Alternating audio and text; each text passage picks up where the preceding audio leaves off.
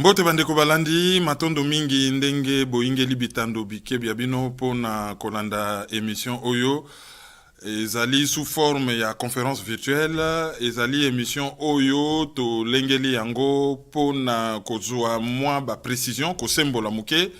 Dernière vidéo Oyo monsieur Honoré Ngbanda Zamboko Atumba, président national ya Apareko asalaki dernièrement vidéo ana ezalaki en rapport na réseau moko très puissant international ezali ko fonctionner loko la pieuvre loko la mafia Oyo et se mettre en place na République démocratique du Congo pour na ko surveiller ba frontière ko piyembo kapé ko sala prédation ya ba richesse ya mboka. Alors vidéo ana e bendaki ba réaction mingi et ba réaction ana ezali ko benga moi ba précision Oyo mokonzi Apareko andimi ko pesa na quelques batu Oyo bazali présent awa autour ya conférence virtuelle Oyo pona kotuna emituna ezali bongo ndeko Libita Libongo Oyo ya Radio Bendele pe ndeko nabiso Eric 123 Oyo bolandaka ba émission na ye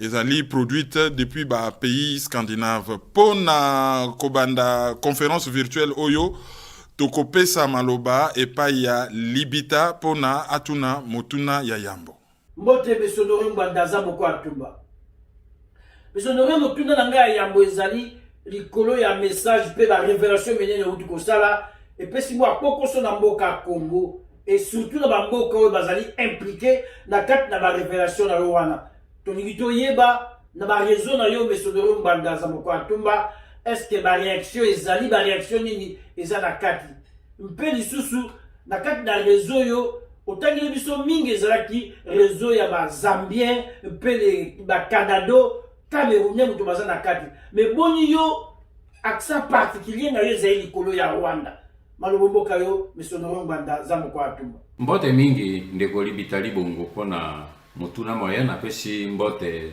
na Kerwin pe na Eric 123 pe na bandeko baso ba kolanda biso bipai biso bazwami ya solo ndenge otuni ba réaction ezali ebele tozwi ba réaction na Kinshasa na Kigali na Afrique du Sud mais combat toze ko mener ezali ba benga un combat d'intelligence pour toze face na ba réseau de renseignement oui, j'ai que ça, mon salaire à pénétration et peine à biso.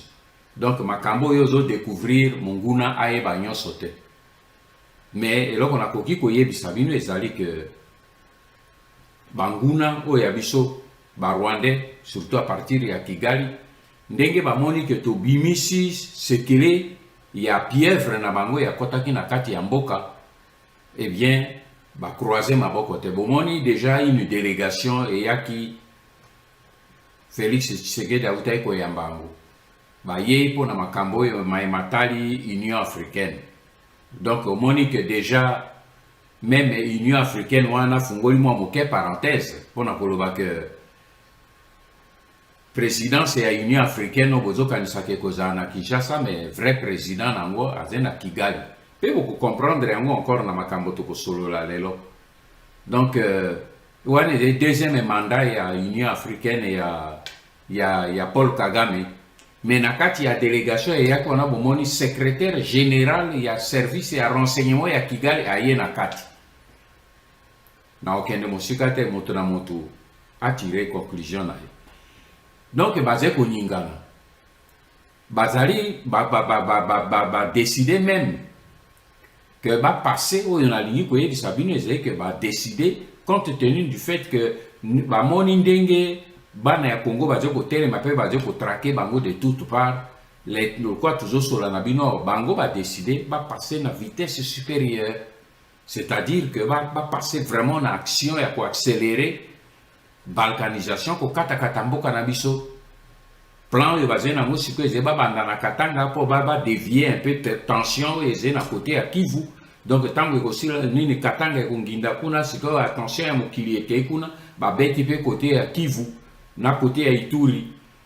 Donc il faut pe na kati ya schéma wana Hippolyte Kanambe azali pleinement impliqué mais wana des dossiers to traiter à mon ami coloniser ko ya parce que zali problème et tumba wana tuze nango esili na inote. Donc nalingi simplement boye bisabino que réaction ndengo tuni libita ezali makasi. Mais mutuna obakisi olobi réseau bazambien na ba paya mosusu baze na kati pona nini naze ko concentrer yango likolo na ba rwandais. Oza na raison. Réseau esimbami na ba zambien. Moto ya simbi tete ya réseau James Ndambo aza zambien. Ambassadeur Friday Nyambe oyo azali ko sungaye. Aze ambassadeur ya Edgar Lungu aze pe zambien. Mais nakoki meme ko bakisa un élément oyo nalobi yango tolobaki yango na communication eleki te.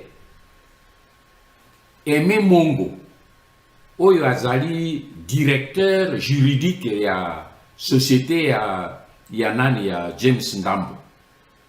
Mais azali impliqué na côté qui c'est la mwana ya président zambien Edgar Lungu, mwana na ye ya mwasi Tassila Lungu.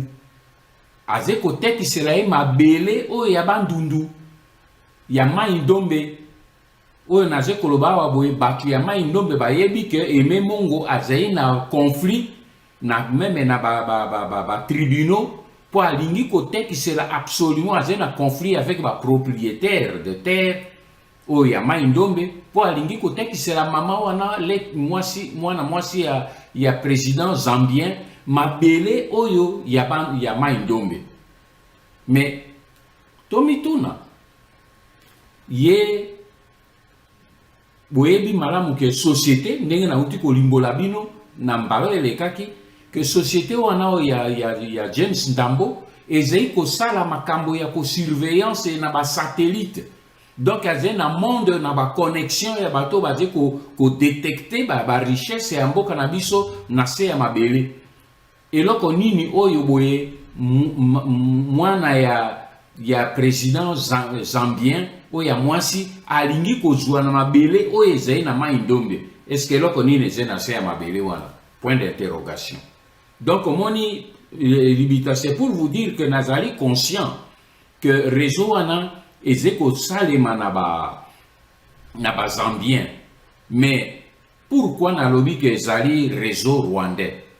Et c'est tout simplement parce que batu baye bakamati réseau wana ba simbi réseau wana ba promoteur pe bato ba manager ya nini ya réseau wana ezali ba rwandais ezali Paul Kagame na Joseph Kabila bangonde batu bakotisi réseau wana epai na biso eleko ndeko na bango Deyo Nyarugabo azalaki nano na tete ya nini ya Ofida avant kufa bango banso wana batu basali pour que nini société wana multinationale ya James Ndambo ekota bipa ibiso oyo na lakisi bino eza na domaine ya communication pe na domaine ya surveillance ya ba frontière pour que bango nde ba contrôler yango malamu.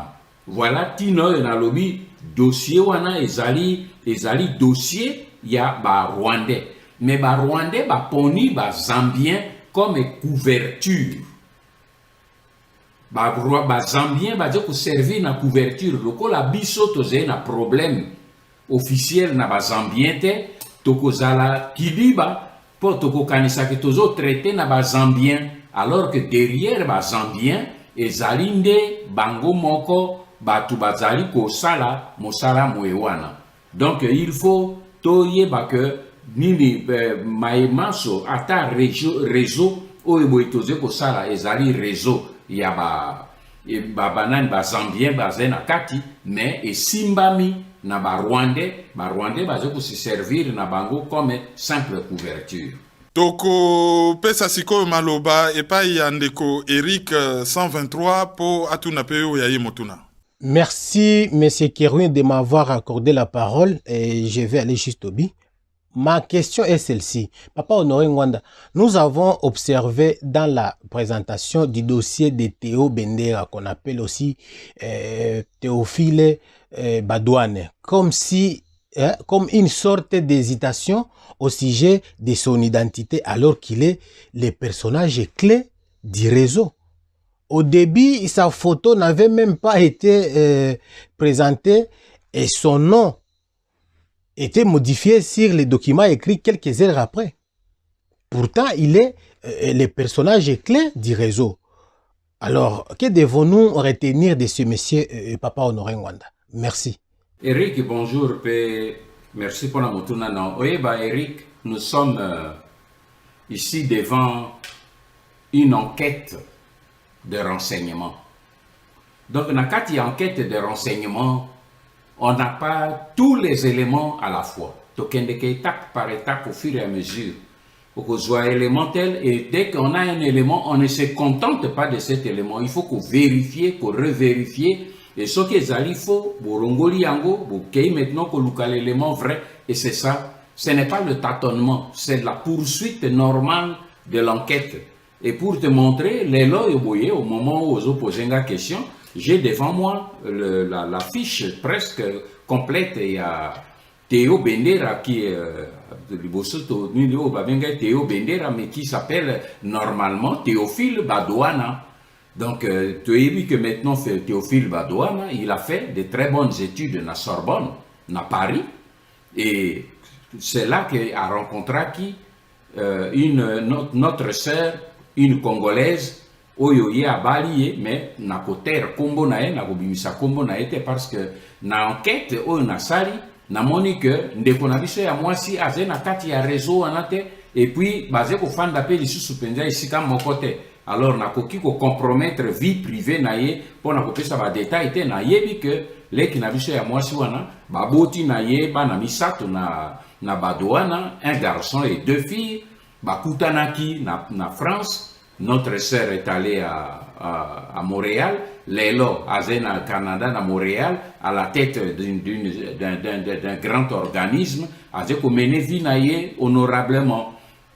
Mais Badouana, Tango Bakutanaki n'a pas, et d'ailleurs même Badouana a joué la nationalité canadienne derrière Mwasinaye, notre sœur congolaise, a présenté Kuna comme congolais parce qu'Azaki Kosola Lingala. Pourquoi? Parce que Théophile Badouana tango Azaki na France. Azaki déjà na milieu, il y a des musiciens congolais. Azaki déjà comme producteur, tu es que je vois trace naie na babilo ko na tango to mener toujours remonter na banquette. Azaki na ba milieu, il y a des musiciens congolais. Asola Kalingala parfaitement. Donc abandaki ko évoluer na milieu wana depuis très longtemps. Et aujourd'hui, Azali ko évoluer facilement na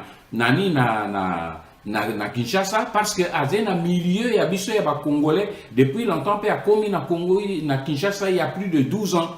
Donc azé moto azé le quoi poisson na kati ya mai. Pour te dire to même na téléphone na canadien o ya zo utiliser en na Kinshasa. To na numéro nango mais to nyonse na kati ya fiche. Donc c'est pour vous dire que effectivement ezali tâtonnement ezali plutôt une poursuite d'enquête maintenant pour maîtriser profil nae mobimba fiche nae ndenge na uti kopesa quelques éléments au bokoki koyeba il y a d'autres éléments na kopesa binote po ezeba éléments oyo tozo garder yango pour la poursuite ya mosala oyo tokosala lobby pour na ko démanteler pe ko détruire le réseau wana.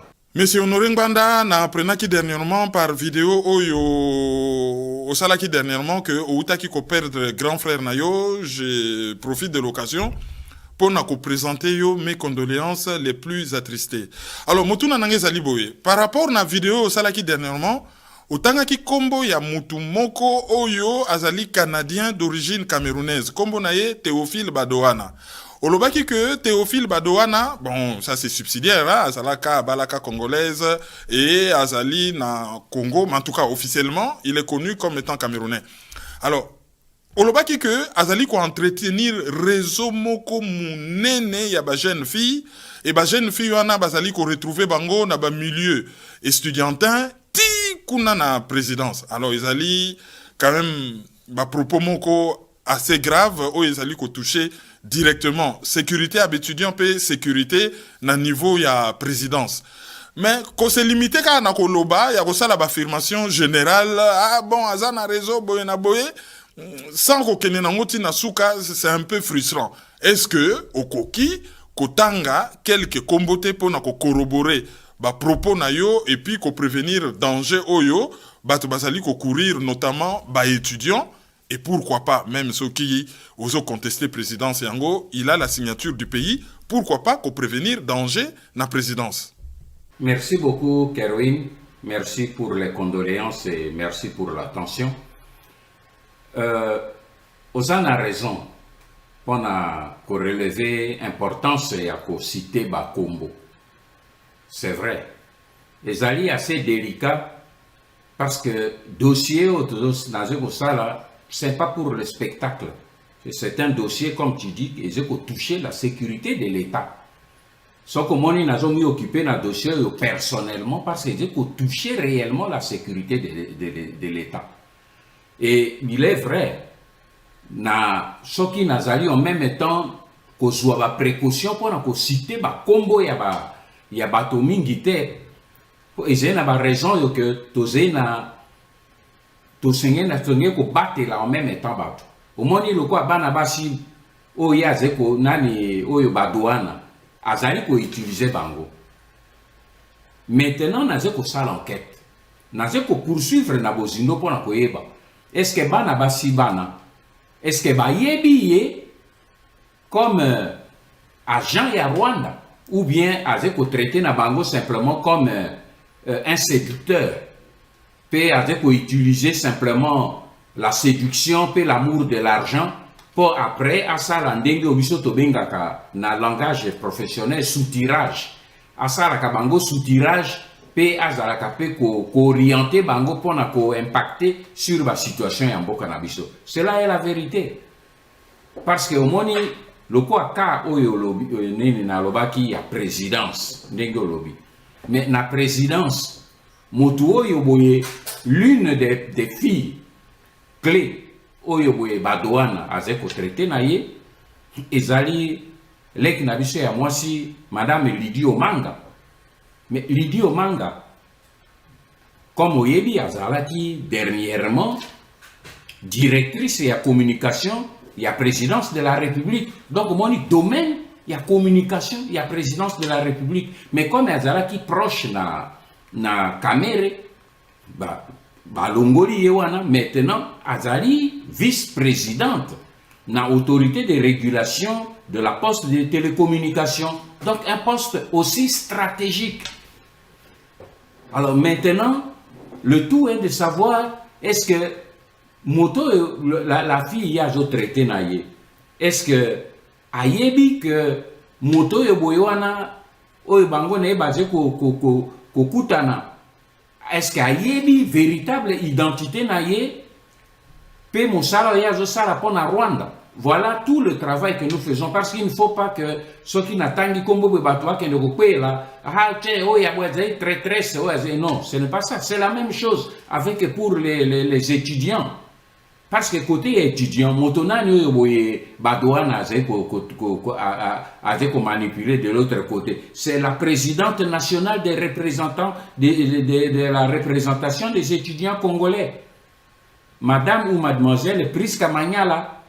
Il y a Zali présidente, il y a représentation des étudiants congolais, la REC, Azaki élu le 24 août 2019. N'a pas fiche où est tout constitué. Mais, et les Nani Badouana, à ti grappe du colonaye. Est-ce que les Kinabiso et moi, si Namoni et Azali pratiquement na âge et à Bana Nangaya Souka? Cette pauvre fille, est-ce que Ayebi, qui est Badouana? Je doute fort. Mais yé, Ayebi que, a koki ko soutire makambo ebele, boze ko lukani ne pe nabino, a koki pe ko orienter ye, pour ne pe nabino na étudiant, comme température zénine, bolingi ko sala sikane, non, bokende bongote, bo salande, bo et ainsi de suite. Yé a ko orienter la pauvre fille avec les orientations ko uta Kigali. pas na biso. Voilà danger. Parce que tu es belé ne connaissant pas le danger, il y a on a ko signaler, bokanisa ke ze biloko moko, ce n'est pas que bokende ko s'attaquer na bana wana automatiquement parce que bazali est belé. Bana basi na bana mibali bazo sala na ba grands hôtels, hôtel Arome, hôtel Bella Riva. Bazali est belé. C'est un grand danger. Et là on a dit que le Rwandais ba koti bi pa est belé. Donc, Ndenge Lobi Kerwin a cité les deux cas là pour comprendre qu'on ne parle pas en l'air. Mais ce n'est pas qu'en même temps, ils allaient que Bokenepe crucifier ces deux jeunes filles inutilement, automatiquement. Parce qu'en disant comme cela, Bango maintenant, Bakoye, avec qui Moutoué a traité, parfois, Bako comprendre, Makambo Moussoussia, Zaki, Senga Bango, Toko Lobera Bango, Bako comprendre Yango maintenant. Et ce qui va linga Kambo Kanabango, Bako couper le pont. Topesi maloba lisusu pona motuna na ndeko Eric 123. Merci une fois de plus. Papa Honoré Ngwanda, avez-vous des indices ou des faits qui montrent que les Rwandais préfèrent et privilégient Yann Mfumouetu à François Béa? Nous avons entendu certaines langues au sein des milliers de services qui s'acquisent mutuellement d'être vos informateurs. Qu'en dites-vous, Papa Honoré Ngwanda, à ce sujet? Merci. Eric, il y a beaucoup de faits. Nakanishi, nakati ya masolo ndenge tango tokosola waboye boko découvrir il y a beaucoup de faits. Makelelo ezokoleka nakati na bango nyonso to nalobela kibino nakati ya message ona utai kopesa. James Kabarebe a téléphoné na Yann Mfumouetu. Pour Yann Mfumouetu ayebisa na président na ye Félix Tshisekedi que malamu contrat ba élargir le contrat il y a James Ndambo et Kende et Komati na ba frontière nyonso libua. Aux hommes on a dit qu'il y a quelque chose qui ne va pas là. Yann Mfumouetu azali assistant, il y a François Béa qui est conseiller spécial. Mais James Kabarebe préfère Kobenga Yann Mfumouetu pour aller qui sa message. C'est ça qu'on appelle préférence. Et dernièrement, Yann Mfumouetu bazo zoye na société o ya nini na réseau ya ba Rwandais pour na kosalaka ba voyage. Dernier voyage o ebimisa ki même un problème a kendeki na Afrique du Sud. Ayamba maki na nani na ba konzi kuna na Afrique du Sud. Alongwe na Afrique du Sud, akei na Rwanda na Kigali. Azongaki na Kinshasa par Rwandais. Et yangwe nyingisaki bango. Donc bamoni na effectivement na niveau ya service na kanisi na kozongela yango encore tout à l'heure bazali effectivement na ba problème oyo bazé komono que nini Yann Mfumouetu prend de l'ampleur auprès des Rwandais par rapport na bango. Il y a des indices et c'est ça à mon avis selon nini ba enquête ya waboye de loko ezeko tungisa bango munene ezali yango wana. Alors ndenge loko lobi nini nakati ya bango agent baze ko s'accusaka nakati na bango que oya lobi yo motoze ko informer Honoré Ngwanda nini leki na ngai Eric. Quand on est dans un pays normal, la question ne devrait pas être qui a informé Honoré Ngwanda. La question devait être qui trahit le pays avec le Rwanda. Nanyo avait coopéré na Rwanda contre les intérêts du Congo. Voilà la vraie question. Mais non, les messieurs, comme leur préoccupation est ailleurs, eh bien, pour Nabango, le grand problème, ce n'est pas qui trahit, parce que pour Nabango, Rwanda a chef Nabango, Kigali, Kagame a chef Nabango, Kabarebe a chef Nabango, le problème ne se pose pas. Donc le problème est qui informe Mbanda. Et pour ça, eh bien, je dis, ils vont courir. Pour informer. Ils vont courir et puis nazo kepe na bango nini tel atindi peut-être moi mbongo et pas Honoré Ngwanda tel François Béa peut-être atindi mbongo Béa azo soupçonné Yann Fumouatou azo ko soupçonné Inzoum ba comme que c'est soupçonné, ils vont courir. Ils ne me connaissent pas, tous ces gens. Batu na ba chef na bango likolo, batu na nani Hippolyte Kanambe. Il a envoyé des gens avec des chèques de 6 millions de dollars, des chèques en blanc, Libanda, on a recruter, il n'a pas réussi. Donc ce n'est pas eux, Nakati na bango, qui réussiront à me recruter. N'a-t-il que des informations, Kakanasi à Mako na bango, mais bakoye ba commenter. Ils peuvent courir. Ndeko libita libongo pe azali na mutuna mususu libita malobombo kayo. Tout à l'heure, il y a des amis qui sont mandatoires. Il y a des gens qui ont un contrat. Il la compagnie. Il y a James Ndambo. Il y a des avantages qui sont dans la carte.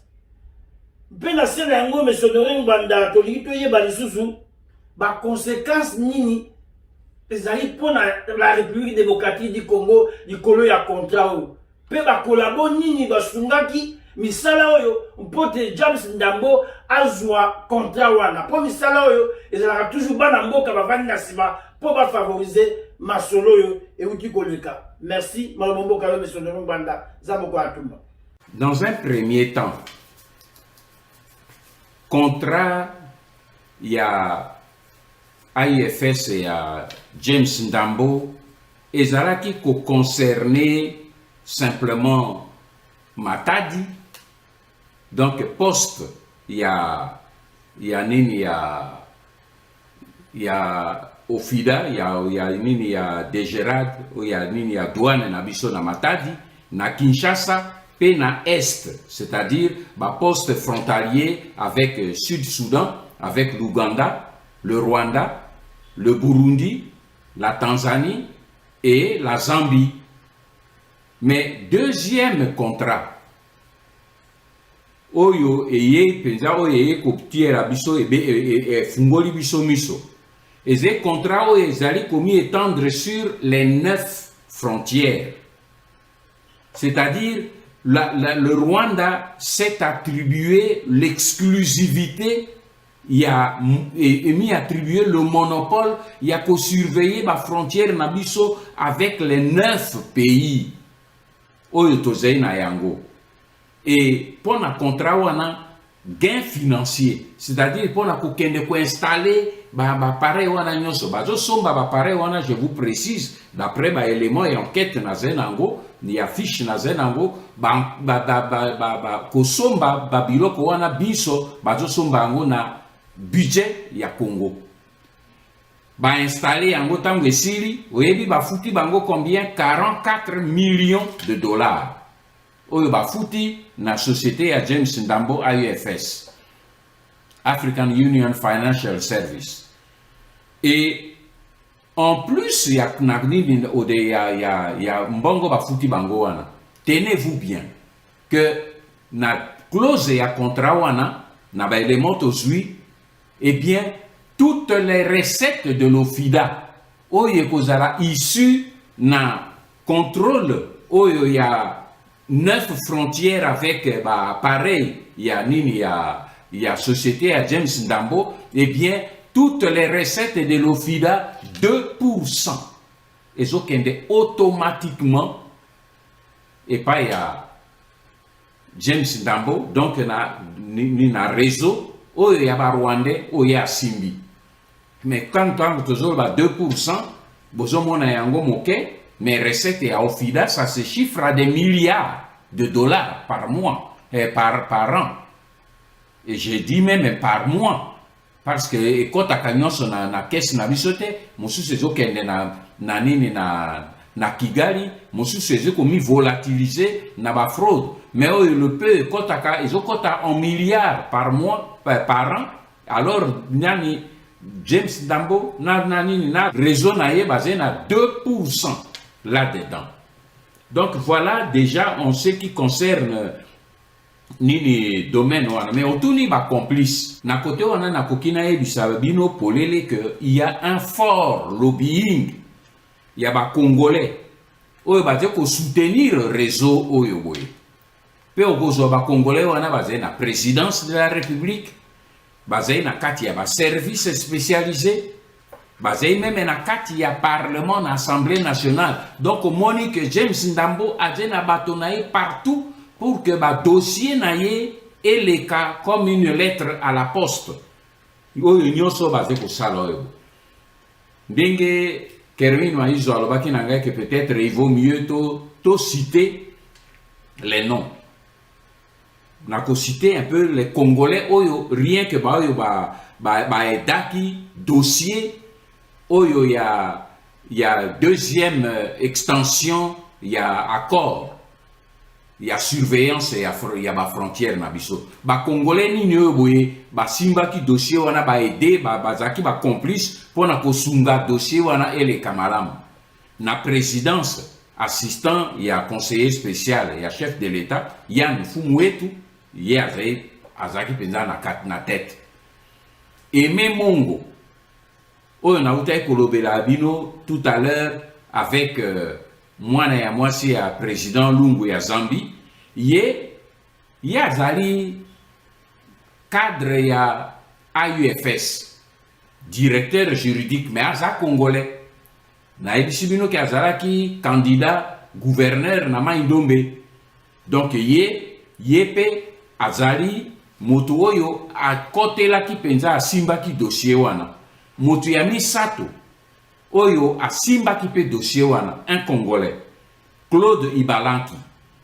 et Colomba ye azali ami penza personnel ya Félix et quoi azalaki conseiller spécial ya Félix Tshisekedi avant ba élection azalaki conseiller spécial na domaine ya diplomatie pe ya stratégie mais azali de formation ingénieur ya télécommunication un grand technicien pe azali homme d'affaires azalaki na Afrique du Sud c'est là na Afrique du Sud que ye na James Ndambo ba yebanaki donc ce sont des anciennes connaissances avant que James Ndambo akoma na Kinshasa donc ye azé penza dans le cœur il y a système où il y a katina système comme l'un des bras droits il y a James Ndambo et une ancienne connaissance na ye yende moto Félix Tshisekedi ati na momoto zosola ye moto azé na tête et un mécanisme national du suivi de l'accord d'Addis Abeba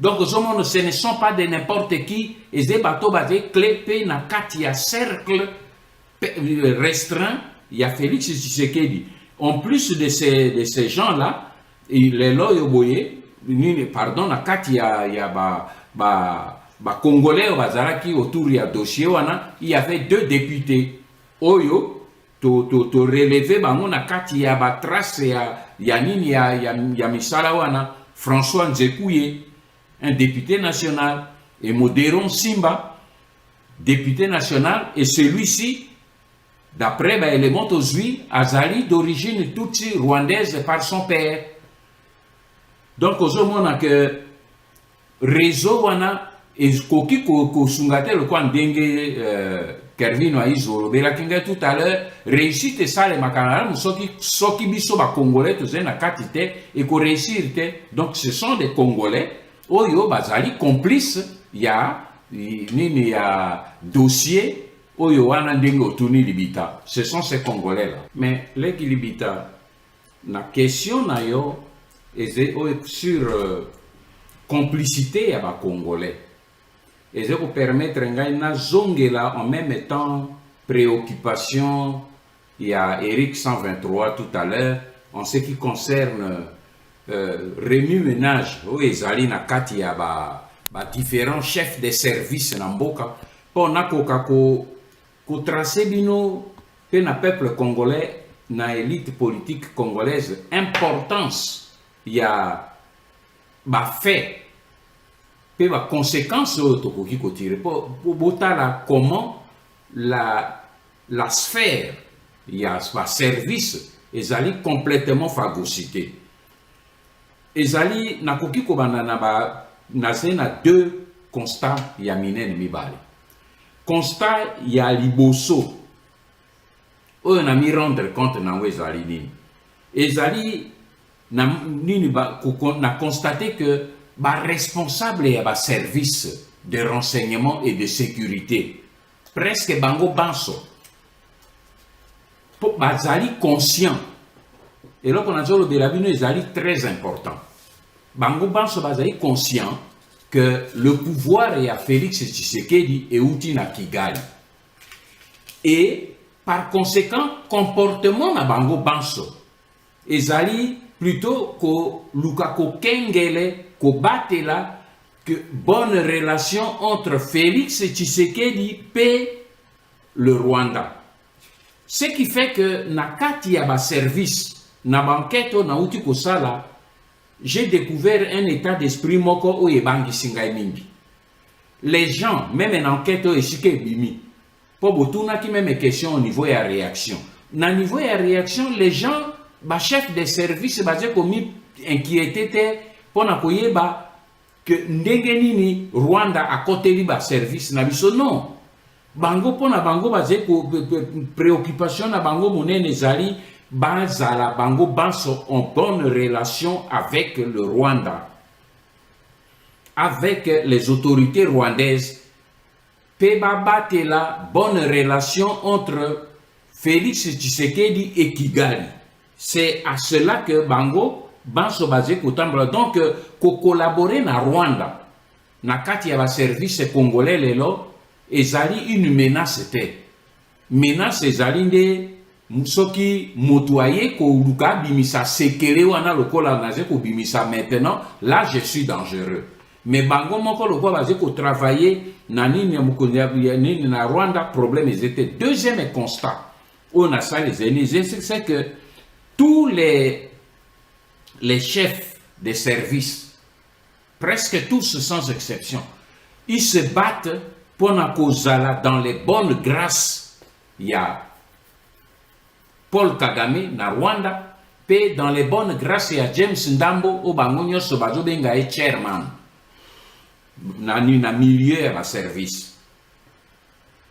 C'est ce qui fait que aux hommes basé génété, et ni les Rwandais ni les chefs de service ni Félix Tshisekedi, personne n'est gêné que ce soit une autorité à Kigali qui téléphone à un chef de service, un responsable de service, James Ndambo, pour que à transmettre à chef d'État les instructions, il y a Paul Kagame na Kigali. Bande konangay. Mais je suis chef d'État, yo chef ya ba service oye koye bisangai a nazaki na contact na président mboka mususu ya lobi au sala boy. Mais le même jour yo zeko longwa na mosala. Mais non, ezeko gêner ni Félix ni bango, au contraire, ezeko simplement ko provoquer jalousie na kati na bango pour dire mais pourquoi tel à Joshua a joui plus de préséance ou de préférence là-bas rwandais, parce que Eric 123 a tout un problème et préférence tout à l'heure. Il y a un brossé un peu le tableau, voyez quelle est la situation auto découvrir à travers nini situation, la lutte au besoin de fuite et obima quand même na ba journaux moi moke na ba média ezali lutte de positionnement. Il y a un intérêt, il y a un chef de service autour, il y a Rwanda, puis il y a représentant à Rwanda, il y a réseau James Ndambo. Je vais présenter un peu les éléments où il y a commis déroulé après extension, il y a contrat. Lorsque James Ndambo a réussi son deuxième contrat à Kamaki contrôle la frontière Mobimba. Bakende ki ko fêté événement wana na Dubaï. James Ndambo a memi équipe ya ba Congolais on a utaki ko tangela bino. Ba Congolais ba na utaki ko tangela bino wana. Les trois à la présidence et les deux conseillers et les deux députés nationaux a memi bango na Dubaï. kuna na Dubaï champagne chambre apesi bango cadeau Toyota Patrol dernier cri moto na moto. James Ndambo a remettre na Claude Ibalanki $1 million pour na ba délégation bazalaki wana. Elombe a dû 500 000 à garder pour naye et le reste à Kaboli na ba mosusu. Donc motuna mota senge komi débrouiller pour biloko wana ekoma na Kinshasa ni motuna montage a futa pona mituka na ekoma na Kinshasa maintenant ndenge na banquette todo sala ba véhicule wana me komi na Kinshasa te. Mais le problème est monene zeni pona kotali sabino élément on azuta koloba que basé pour se battre bango nyonso pona positionnement tango séjour il y a Dubaï et Syrie. Chef Nabango chairman James Ndambo a zui nani Théo Badouana a zui Aimé Mongo qui est son directeur juridique a zui Yann Fumuatu pour continuer na équipe restreinte ba mosusu nyonso bazonga Kinshasa. Et c'est ici Ibalanki te pour na ebisi bino que ye a commis considéré comme l'ancien ami ya chairman Nabango James Ndambo. Le fait que James Ndambo a joué Théo Badouana, ye a motu ya AUFS problème ezalité et Memongo aza directeur juridique na AUFS problème ezalité mais le col a joué Kaka Yann Fumuatu qui est le motu ya service ba kei ye a keite et pesi e passe na motema parce que nani équipe wana ya moke et continue na Turquie de Turquie ba kei na Biélorussie na Minsk pona ko kende ko sala ba achat ya ba équipement. Claude Ibalanki tango azongi na Kinshasa furieux qui n'a pas été retenu alors que c'est lui l'ancien ami de James Ndambo, accueille maintenant qu'au funda Yann Fumuatu et Paya, chef naye François Béa. Pourquoi qu'au funda? Parce que François Béa ne savait pas que Yann Fumuatu azalaki na Dubaï. Parce que François Béa, tango Yann Fumuatu abimi, a signé là qui est Mokanda autorisation de sortie pour les soins médicaux à Paris. Et c'est de Paris que Yann Fumuatu a rejoint Dubaï. Alors, furieux, pendant que Sabino maintenant la lutte d'influence, nous avons ça maintenant des faits, de Nani Kervin au Sengaki, eh bien, c'est comme cela que l'autre est allé l'accuser et pas il y a chef naïe François Béa. Mais comme François Béa sait que lui aussi est dans le réseau. Mais à mon avis maintenant que adjoint naïe a passé dessus, et a dit question, Nani Eric 23 tout à l'heure, quelles sont les preuves que Nini Bazeko préféré Yann Fumuatu? Eh bien, François Béa a mis rendre compte que Yann Fumuatu est préféré à lui. Et maintenant, lui ne pouvant pas aller directement qu'au fond n'est pas à Félix Tshisekedi, il est allé voir Inzoun. Inzoun est allé à l'obi awaboyeta la moto et azo oli abiso, azo kamatabiso de vitesse. Inzoun est allé alerter Félix Tshisekedi. Oyo naze koloba ezali naze kozwa renseignement wana na kati na bango na se ya makolo ya Félix Tshisekedi pe ya François Béa ye moko. Inzoun a sali rapport na Félix Tshisekedi. Félix Tshisekedi a interpellé camarade na ye Yann Fumuatu parce que c'est camarade ya Félix Tshisekedi monene a interpellé ye na téléphone. Oyo naze koloba Félix Tshisekedi peut ye moko avec témoin a yebi et loko naze koloba a interpellé ki Yann Fumuatu a tuniye ozali wapi ok kosala nini na Biélorussie avec James Ndambo pona kosombaka ba biloko ya ba équipement na mandoki alors que yo ose motu ya nini ya ba service te. Félix Tshisekedi se rappellera de ceci, de ce que j'ai dit. Parce que motu o ya pesi eze ba fait otoze nango vérifier et recouper.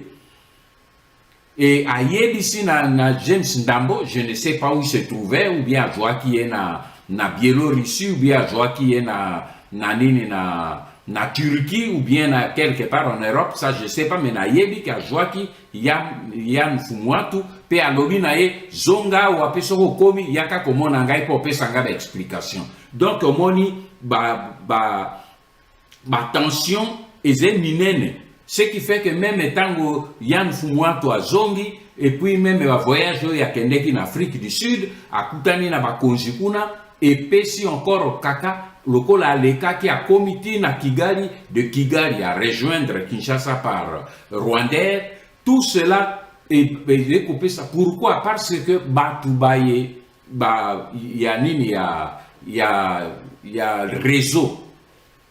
Il y a Yann Fumwa, il y a James Ndambo. Bazali commis rendre compte que Yann Fumwa tout leur coûte moins cher et ils estiment que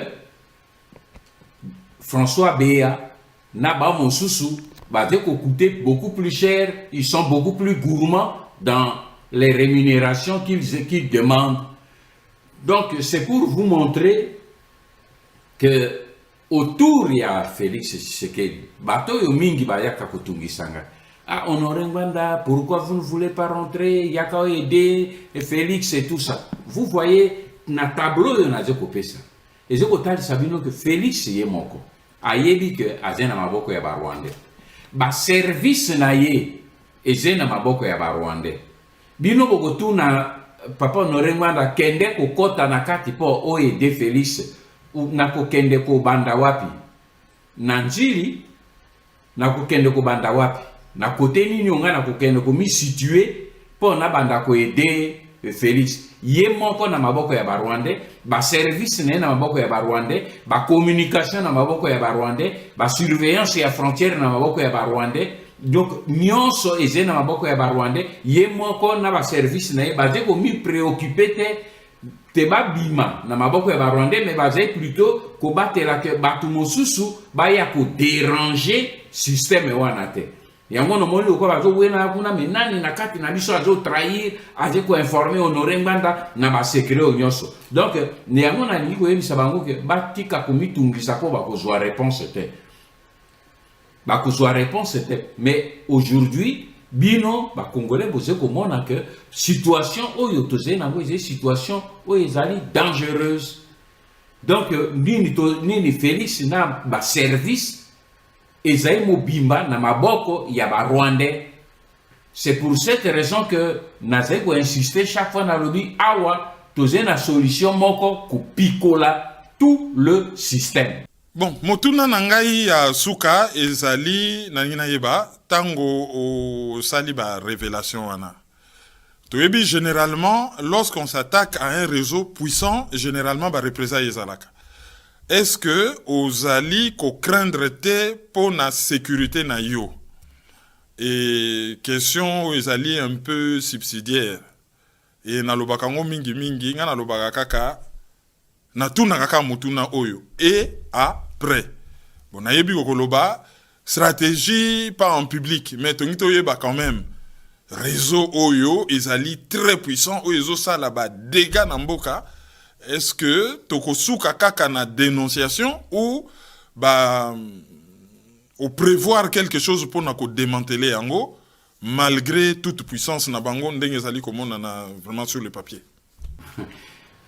Kervin, je comprends que vous posez question telle que vous posez pour vous aller un professionnel et à domaine et à renseignement. Oyebi, les que c'est que bisonayo toze ko sala maintenant. Mon sala na osa maintenant. Et j'ai risque mon nene na zozwa, mais na si na zui. Mais mon sala na ko sala banda nini message oyo na pesaki pe oyo to uti ko sala na yo lelo on a bino lelo ndenge nazo ko pesa ba détail comment nini réseau ezali organisé, comment ezali structuré, modus operandi nango nyonso nazo ko pesa bino na bimisi yango en public. Mais c'est ça le démantèlement.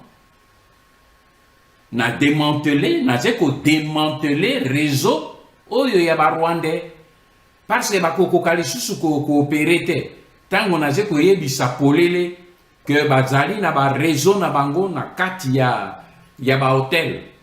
Lelo na tangi meme tokei to tangi meme ba kombo ya bana basi oyo baze ko utiliser, ya ba conseiller, ya ba collaborateur ya Félix o baze na kati ya présidence, ya ba baze na kati ya parlement. Mais vous croyez que ce réseau va fonctionner demain et vous fonctionnez les sous-soutens? Bazali en colère na Kigali. C'est ce que j'apprends. Na yebi que bazali en colère. Basi ba décida liwa nanga kuna comme plusieurs fois. Mais Martin Luther King a loba une chose.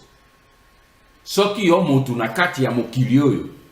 Ozei na cause moko pour laquelle osé ko bunda pe osé près que okufa pona yangote, alors yo tina no ya koza mokili ezate. Tozé na mokili motu na destin na ye Kerwin. C'est mon destin. Et là qu'on a dit que ça là, c'est parce que Dieu a investi en moi. Le peuple congolais a investi en moi.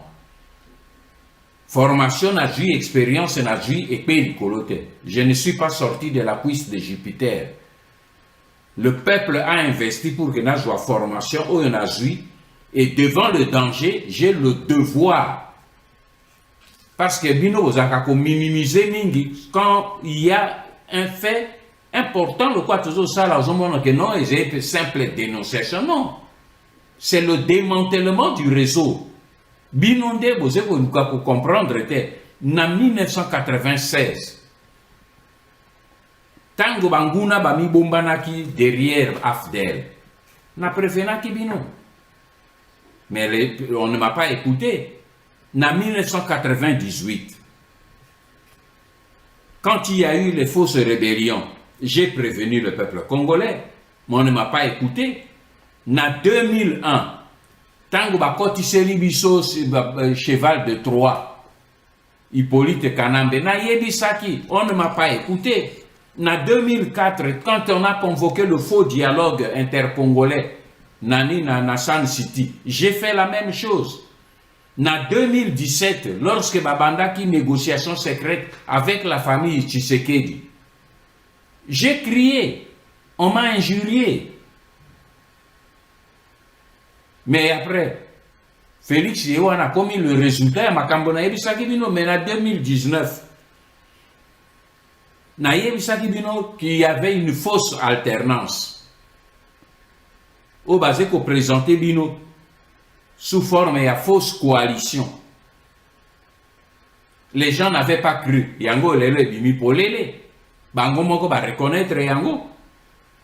Alors aujourd'hui, pour la 7e fois, et le 7 c'est le chiffre de Dieu, Nazeko yebi sabino que Nguma ou Pièvre, oya côté libiso, pour changer ma méthode. Banguna va changer méthode pour Nani Kerwin.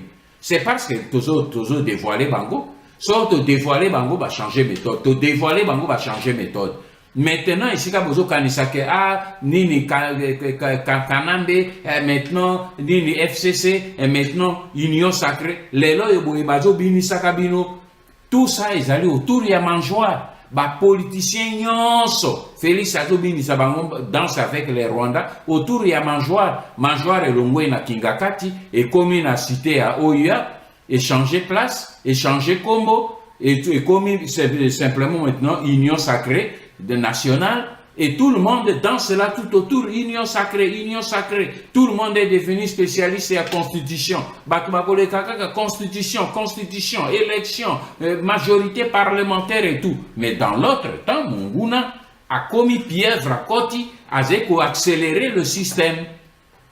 J'ai fait ma part en faisant ce que Nazo Sala Nabino Kerwin Tozali déjà qu'au démanteler le réseau. réseau ezali déjà démantelé.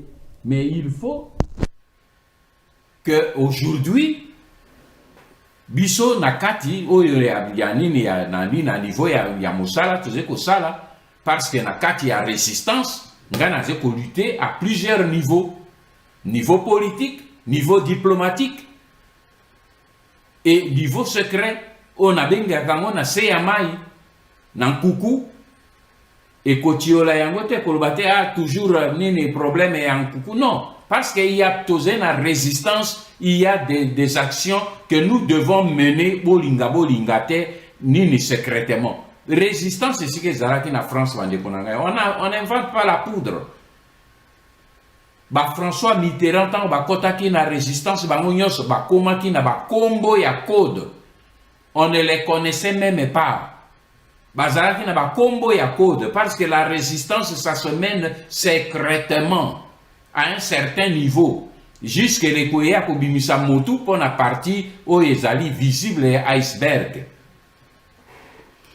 Donc les kinangai to mi découragé te combat yo toze nango naze ko yebisa bino e kamati niveau ya makasi soki banguna ba komi na kanda baze ko changer méthode ezali parce que toze ko dénoncer ba stratégie na bango ko dénoncer stratégie ya munguna eze ko obligé à revoir la copie na yebisi bino ne bandelia wa que ba réaction esalemi na Kigali na koki kopesa bino nyonso te parce que naze na obligation ya ko protéger ba source na ngai parce que l'information monsieur c'est que dès que opesi ba yebi que il faut eutiao parce que niveau ya accès à l'information ezali moke cercle yango ezali trop restreint donc ngai na ko lâcher te ba congolais toyeba que le danger est là parce que bango ba telemi balingi ba passer na vitesse supérieure na yebisi bino eza niveau ya Katanga, niveau ya Kivu pe ya Ituri.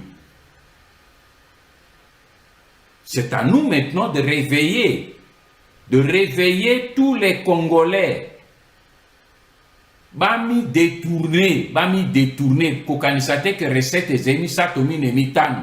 Bami détourner na ba Congolais bazo bini sabango dans cette union sacrée. Pomboka ezali na likama kuna na est.